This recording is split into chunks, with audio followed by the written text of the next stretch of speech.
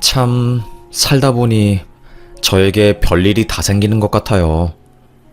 저는 정말로 평범하디 평범한 삶을 살고 있던 한 여자였습니다. 그 사건이 터지기 전까지는 다른 사람들처럼 딱히 힘든 것도 없이 행복한 삶을 살고 있었어요. 남편이랑은 직장 동료의 소개로 4년간 만나다가 결혼하게 되었고요. 제가 시댁과 사이는 안 좋았지만 유일하게 신우랑은 사이가 엄청 좋았어요. 보통 신우랑 사이가 안 좋잖아요. 저는 아니었거든요. 저희 둘이 가깝게 지낼 수 있었던 주요한 이유 중에 하나는 바로 아이였습니다.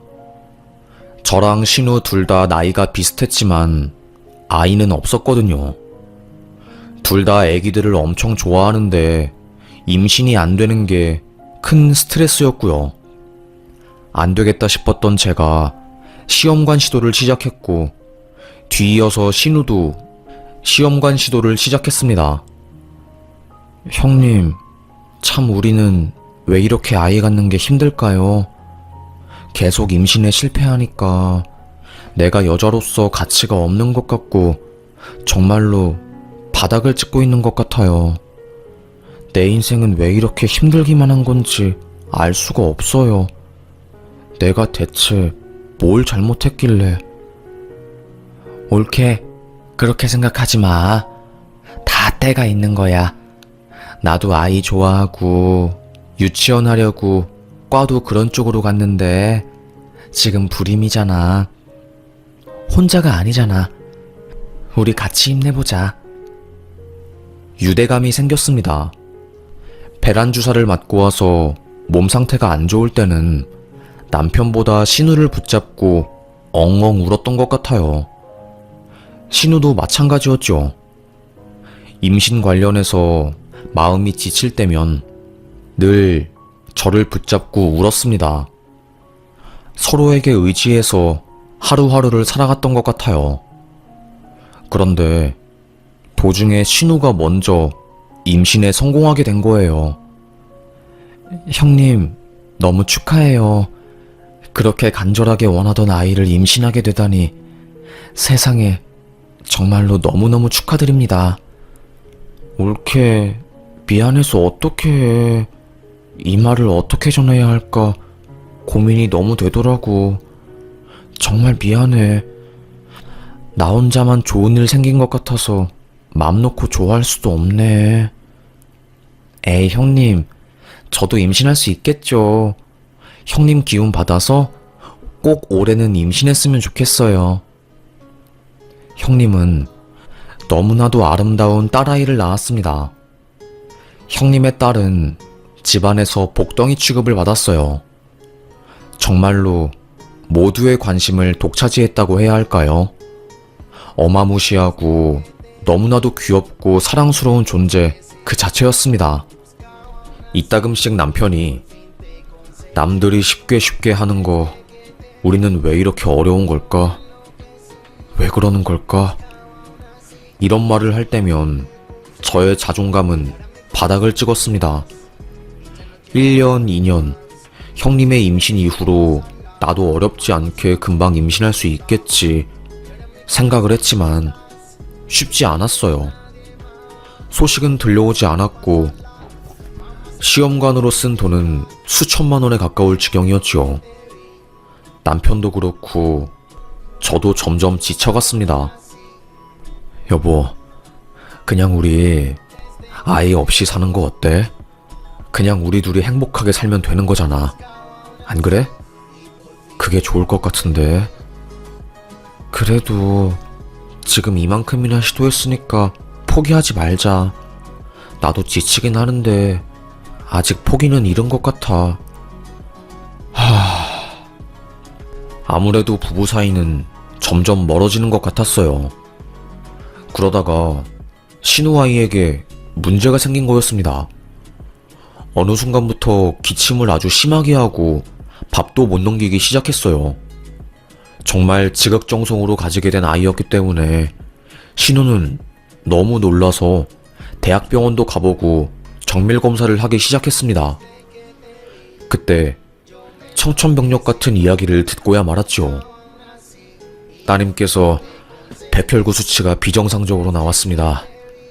저희 의료진 판단으로는 소아암이 의심되는 상황이고 다른 정밀검사를 추가적으로 해야 할 것 같아요. 그날 그 말을 들은 저와 신우는 병원 복도에서 정말 얼마나 울었는지 몰라요. 대성통곡이라고 하는 게 맞을 것 같네요. 숨 넘어갈 듯이 울음을 쏟아내었고요. 그때부터 저희 가족은 거의 초상집이었습니다. 온 가족이 신우딸 살리기에 돌입했어요. 아이가 없었던 저는 거의 병원에서 살다시피 했고요. 항암 치료가 어른도 견디기 힘든데 아이들은 더더욱 견디기 힘든 거였죠. 주사 한 번 맞으면 그날은 입맛이 없어서 밥을 못 먹는데 또 밥을 못 먹으면 면역력이 떨어지니까 큰 문제였죠. 아이 밥 한 번 먹인다고 온 난리를 치고 심지어 저는 웃음치료사 자격증과 마술도 배웠어요. 아이들을 웃기기 위해서요. 맹구 웃음 짓는다고 이빨에 김가루도 붙여보고 풍선을 불어서 항암치료 받는 아이들에게 웃음을 선사하기도 했지요. 3년간의 지극정성의 노력에도 불구하고 신우의 딸은 세상을 떠났습니다. 제 딸이 떠난 것처럼 마음이 너무 아팠어요. 신우는 거의 1년 동안 일도 못하고 집에만 있었고요. 형님, 그래도 밥은 먹어야지 살 수 있죠. 이러다가 다 죽어요. 산 사람은 살아야 할 거 아니에요. 올케, 나 어떻게 하면 좋아? 내 인생의 전부를 잃어버렸어. 나 다시 행복해질 수 있을까? 웃음 지을 수 있을까? 당연하죠. 시간이 약이라는 말이 있잖아요. 그러니까 지금은 힘들어도 조금이라도 밥을 먹어봐요. 저도 정말 매일 울면서 형님과 거의 동고동락했던 것 같아요. 형님 살리겠다고 회사 일 끝나고 피곤한데도 불구하고 항상 밤 산책 같이 하고 맛있는 거 먹으러 데리러 가고 그렇게 조금씩 노력을 기울이고 시간이 지나다 보니까 형님은 우울증에서 벗어날 수 있게 되었습니다. 노력을 기울이고 시간이 지나다 보니까 형님은 우울증에서 벗어날 수 있게 되었습니다. 주말마다 보육원 봉사를 가기 시작하면서 많이 좋아진 것 같았어요. 나 그냥 전공 살려서 유치원 하려고. 유치원 하면서 내가 우리 딸한테 못 쏟은 사랑을 아이들에게 쏟으려고. 형님 대단하세요. 정말 잘 생각하셨어요.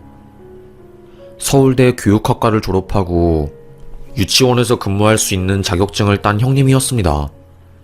그 누구보다 전문적인 사람이고 심지어 석사는 유아교육을 전공해서 심화 공부도 마친 상황이었어요.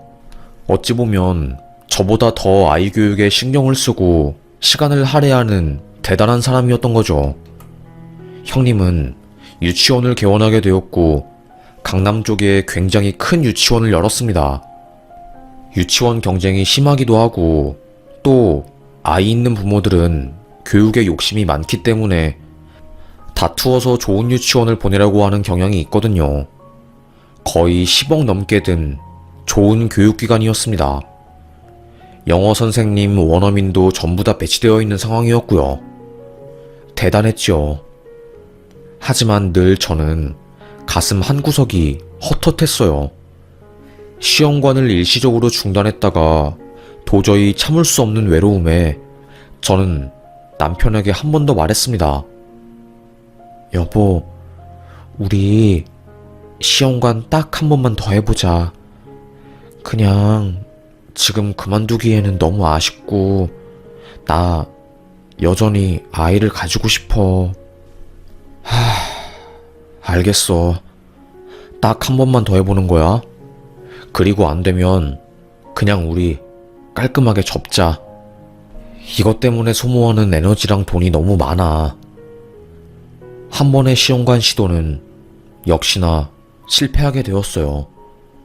너무나도 속상한 마음에 작은 방에 들어가서 엉엉 울고 있으니 남편이 제 뒤로 와서 저에게 말해주더라고요.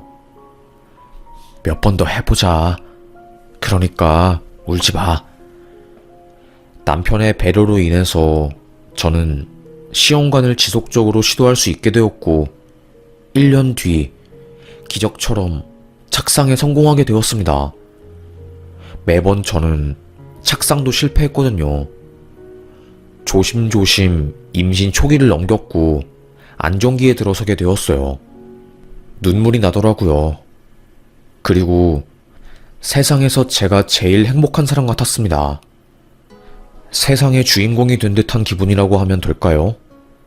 정말로 그런 느낌이었어요.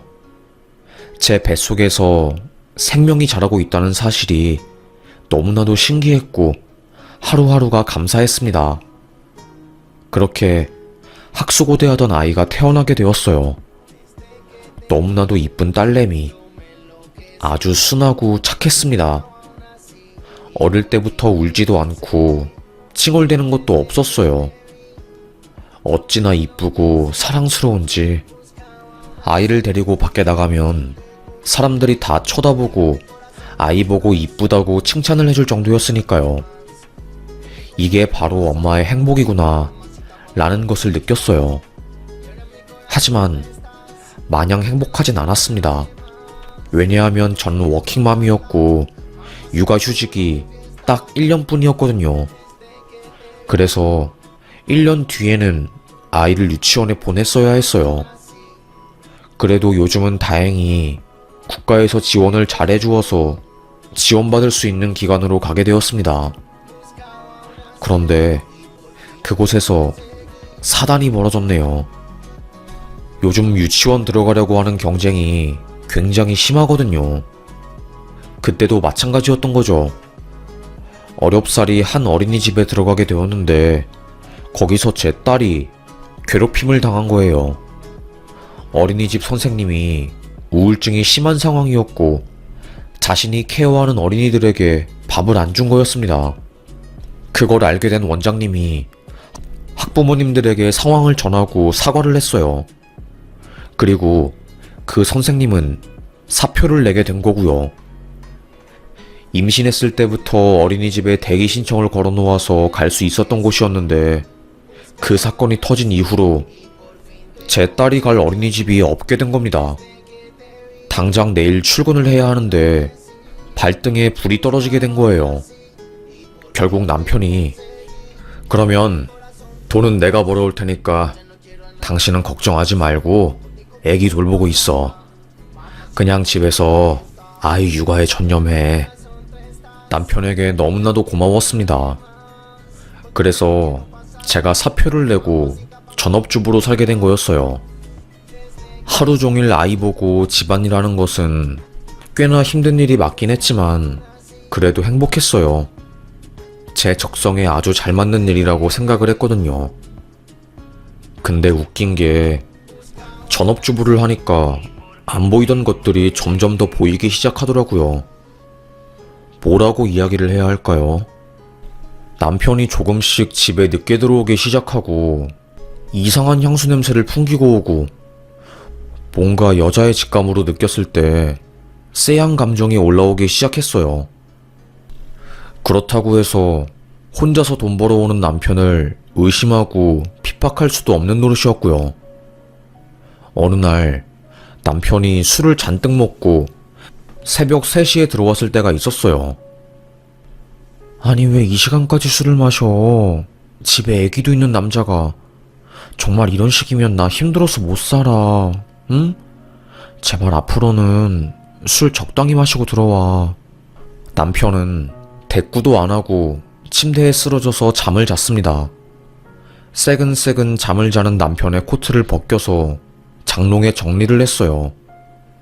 그때 핸드폰에 징 진동이 울리더라고요. 저장된 이름은 김선영 씨였습니다. 김선영 씨는 남편에게 카톡을 보냈더라고요. 잘 들어갔어? 오늘 좋았어. 이걸 가지고 의심을 할 수는 없었어요. 하지만 새벽 3시에 그런 문자를 유부남에게 보낸 것은 수상했습니다. 카톡창을 들어가니까 그동안 했던 대화들은 전부 다 지워버린 것인지 하나도 없더라고요. 저는 핸드폰을 더 뒤지기 시작했고 그때 알게 되었어요. 비밀 메신저 앱이 있다는 사실을요. 거기서 지네 둘이 북치고 장구치고 난리를 쳤더라고요. 오늘 야근 끝나고 탕비실에서 한탕 해볼까? 에이, 이러다가 회사에 소문 다 나겠다. 오늘은 막창집 가서 소주 한잔하고 차에서 하자. 이런 대화가 오고 갔습니다. 손이 달달 떨리는 와중에 저는 핸드폰으로 그 대화를 전부 다 캡처를 했어요. 미치겠더라고요. 알고 보니 남편은 오피스 와이프를 저 몰래 두고 있었던 겁니다.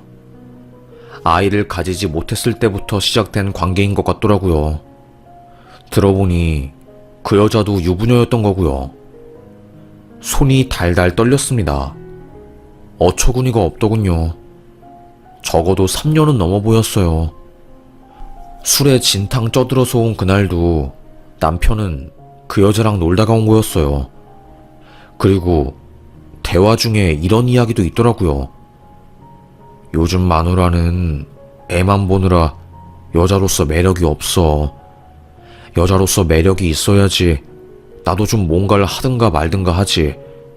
아줌마가 다 됐잖아. 근데 당신은 항상 관리를 잘해서 좋아. 당신이 내 아내였다면 정말 자랑스러울 텐데. 이 말을 들은 순간 저의 자존감은 아예 바닥을 쳤습니다. 정말로 나는 그냥 아무것도 아닌 존재구나 싶더라고요. 그날 새벽 택시를 타고 아이를 데리고 친정에 갔습니다. 새벽부터 친정에 온 저를 본 엄마는 무슨 일이 생겼다는 것을 직감적으로 알게 된 거였지요. 무슨 일이니? 응?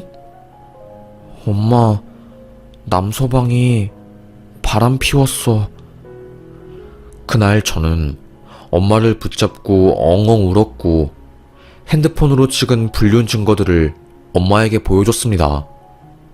엄마는 당장 남서방 이놈 새끼 다리몽댕이 뿜질러 버리러 가야겠어. 저보다 더 화를 냈어요. 결국 저는 날이 밝은 아침에 이혼 변호사를 찾아갔네요. 아침이 되고 나서야 상황을 파악한 남편은 저희 집에 찾아와서 무릎 꿇고 한 번만 용서해달라며 난리를 쳤지만 저는 그 마음을 받아주지 않았어요. 위기를 모면하기 위해서 악어의 눈물을 흘리는 거라고 생각을 했거든요. 역시나 제 생각이 맞았습니다. 남편 놈은 육아권을 가지고 오기 위해서 저랑 법적인 다툼을 시작했어요. 정말로 오랜 시간 끝에 아이 양육권은 제가 가지고 오게 되었고요. 그 사이에 저는 아주 많이 망가졌습니다. 심적으로도 육체적으로도요. 가치가 없는 사람이라는 생각이 드니까 하루하루가 지옥 같더군요. 엄마 집에서 1년 정도 생활비를 지원받으면서 사니까 어느 순간부터 눈치가 보이더라고요.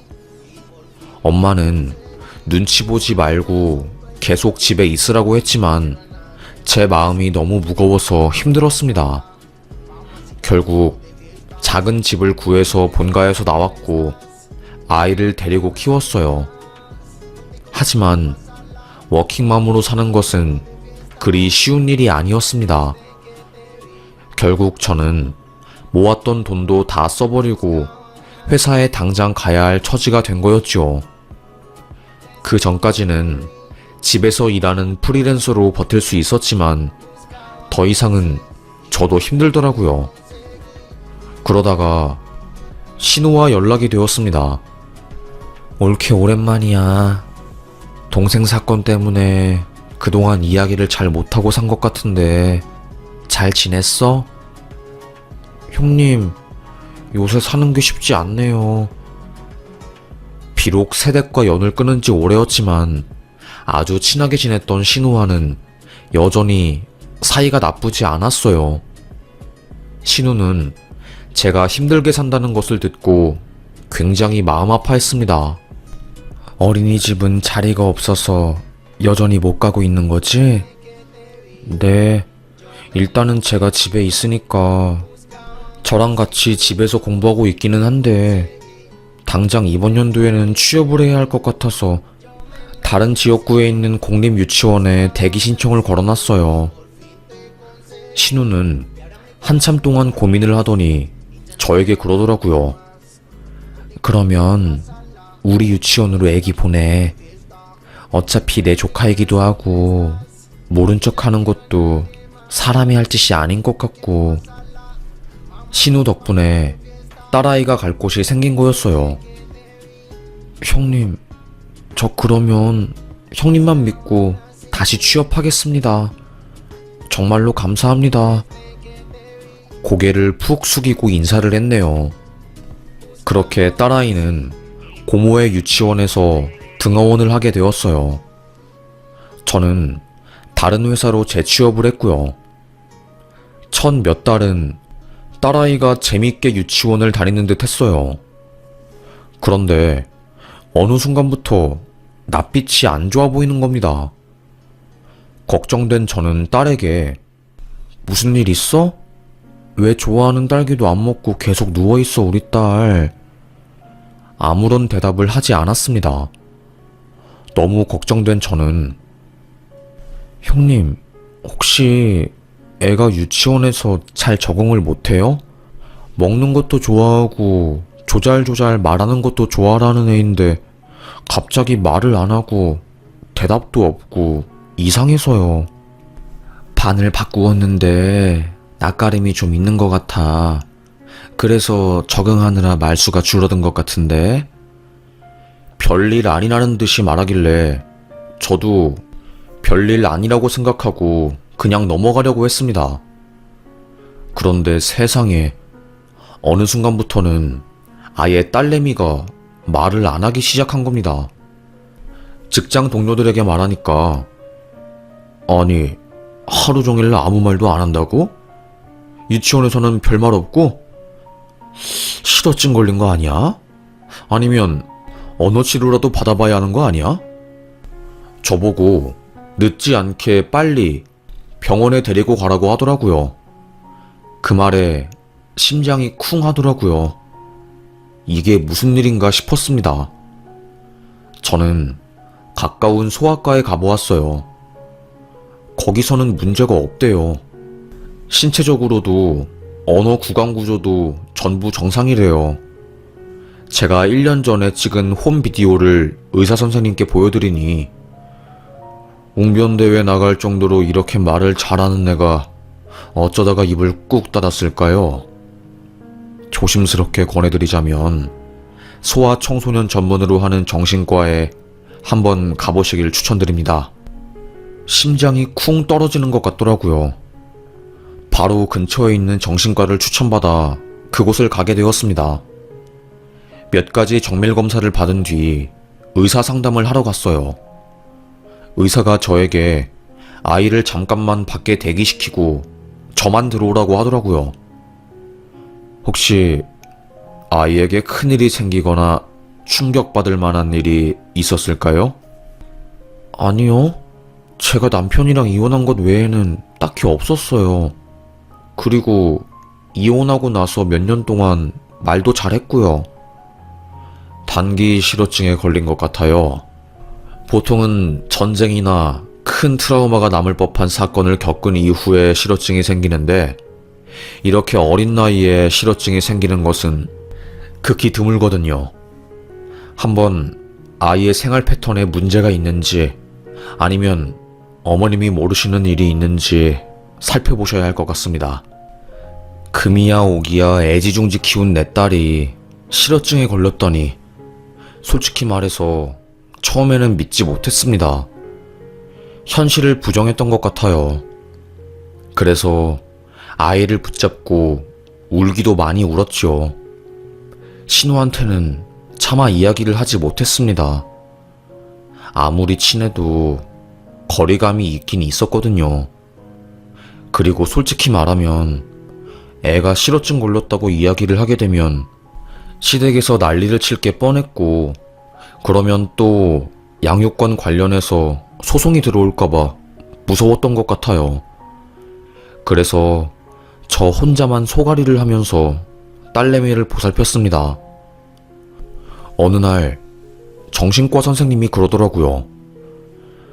제 생각에는 추측이긴 하지만 유치원에서 문제가 발생할 가능성이 큰 것 같아요.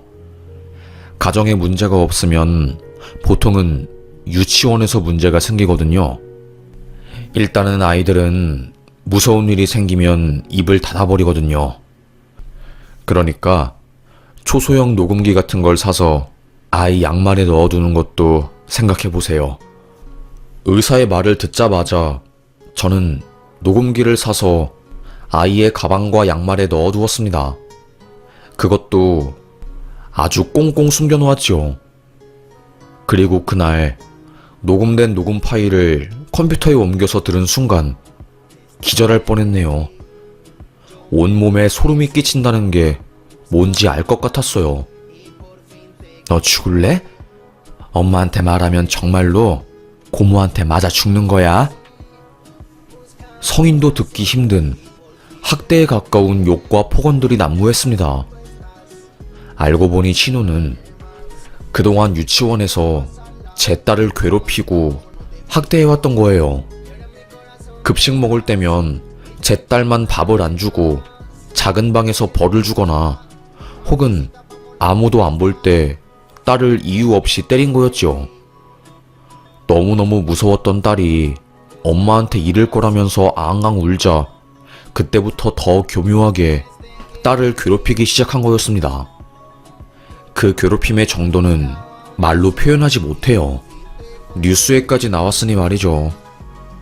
저는 그 녹음 파일을 들고 바로 정신과에 갔고 의사에게 들려주었습니다. 병원 사람들이 기함을 할 정도로 치밀한 아동학대였고, 바로 의사는 진단서를 써주고 학대로 인한 실어증이라는 것을 말해주었어요. 저는 그 진단서를 가지고 변호사를 선임해서 경찰에 신우와 그 유치원 자체를 고소했습니다. 한순간에 유치원이 아동학대 기관으로 낙인 찍히고 학부모들 사이에서 소문이 쫙 도니까 거의 바로 망해버렸어요. 신우는 저에게 전화와서 증거 있어? 증거도 없이 딸이 실어증 걸렸다고 우리 유치원을 고소해? 내가 얼마나 잘해줬는데 어떻게 이렇게 뒤통수를 칠 수 있어? 어? 이건 사람이 할 짓이 아니지. 고래고래 소리를 지르더라고요. 신우는 제가 녹음본을 가지고 있다는 것을 모르고 경찰 조사를 받았습니다. 나중에 녹음본이 있다는 것을 알게 된 후 모든 죄를 시인하더라고요. 경찰 조사에서 실토하기를 제가 너무 밉고 부러웠답니다. 자기는 힘들게 아이를 낳았지만 소아암에 걸려서 죽었는데 올케는 이쁜 아이와 함께 둘이 오순도순 사는 게 너무 부러웠대요. 비록 이혼하긴 했지만 강인하게 모든 상황을 이겨내고 엄마로서의 삶을 사는 게 질투가 났다고 합니다. 그래서 조카를 괴롭히면서 희열을 얻었대요. 조카가 망가지면 망가질수록 옳게도 힘들어지니까 그걸 노렸다고 하더라고요. 솔직히 악마 같았습니다. 하지만 그 마음을 이해하지 못하는 것은 또 아니었어요. 저도 오랜 시간 시험관을 통해서 아이를 가진 상황이었기 때문에 아기들을 키우며 평화로운 나날들을 보내는 엄마들을 엄청 부러워했거든요. 하지만 이건 아니었습니다. 시댁에서 연락이 왔어요. 저보고 예정이 있으니 이해를 해달라고 하더라고요. 용서해주면 안 되겠냐고요.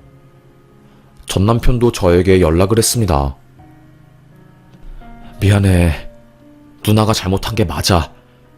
나도 그 이야기를 듣고 너무 화가 나서 누나한테 소리 질렀어. 그런데 법적으로 해결하면 너무 길고 힘들잖아. 당신이 조금만 우리 누나 이해해주면 안 돼? 불쌍한 사람이야, 진짜로.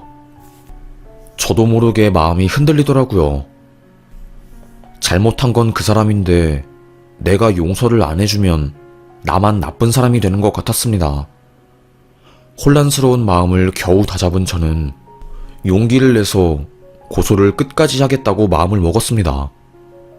그러자 그 유치원에서 학대를 당한 아이 엄마들이 저에게 연락을 하기 시작했어요.